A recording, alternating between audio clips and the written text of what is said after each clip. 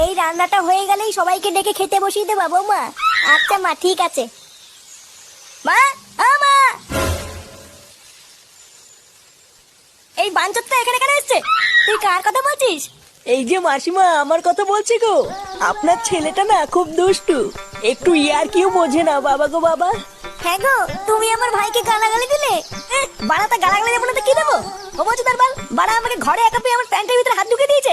মা গো মা, জামাই বাবু তুমি অত রেগে যাচ্ছ কেন? আমি তো তোমার শুধু একটু সাইজটা দেখছিলাম গো। সাইজ ছিল হোম বলছো তার বাল, বাড়ি গিয়ে বাবার সাইজ দেখবি যা। কি সব উল্টো পাল্টা কথা বলছিস তুই? যা বলেছি ঠিকই বলেছি। লেওরা আজকে প্যান্টের ভিতরে হাত ঢুকে দিচ্ছে, কালকে তো বলবে হালকা করে পুঙাও মেরে দাও। এই কি হয়েছে রে? এত চেঁচামেচি কিসের? দেখুন না মেশামশাই, মা গো মা, আপনার ছেলে একটু ইয়ার কিউ বোঝে না।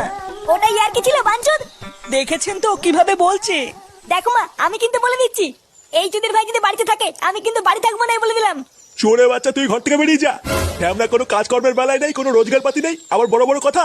ও বাড়া, মায়ের থেকে মাসির দরদ বেশি, তাই তো? বাড়া এখন তো দেখছি আমার থেকে এই বাড়িতে হোমোচোদার দাম বেশি। লেওরা যেদিন এই হোমোচোদারা তোমার ধুতির ভিতরে হাত ঢুকিয়ে নেয়ানারি করবে সেদিন বুঝবা বালের এই বাড়িতে আমার কোনো দামই নেই।